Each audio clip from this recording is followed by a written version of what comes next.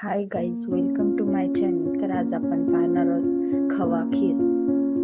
येथे मी अर्धा लिटर दूध घेतलं आहे. दूध तापवून घ्यायचं आहे. त्यानंतर एक कढई ठेवायची आहे गॅसवर. गॅस मिडियम ठेवायचा आहे. त्यामध्ये 3 चमचे तूप टाकून घ्यायचं आहे.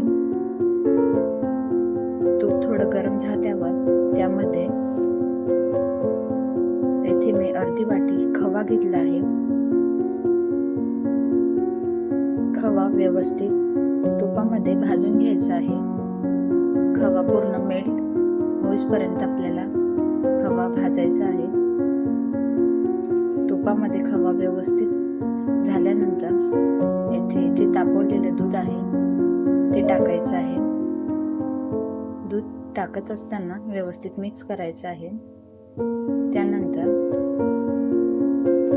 अर्धा वाटी साखर घेतली आहे. साखर आपल्या चवीप्रमाणे घ्यायची आहे.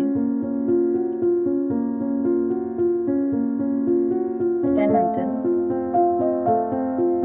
वेलची पावडर टाकायची आहे.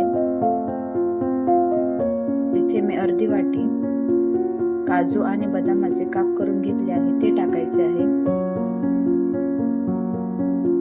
हे सर्व व्यवस्थित मिक्स करून घ्यायचे आहे. त्यानंतर खिरीला 2 ते 3 मिनिटं उकळी आणून घ्यायची आहे. व्यवस्थित उकळी आली की आपली खीर तयार झाली आहे.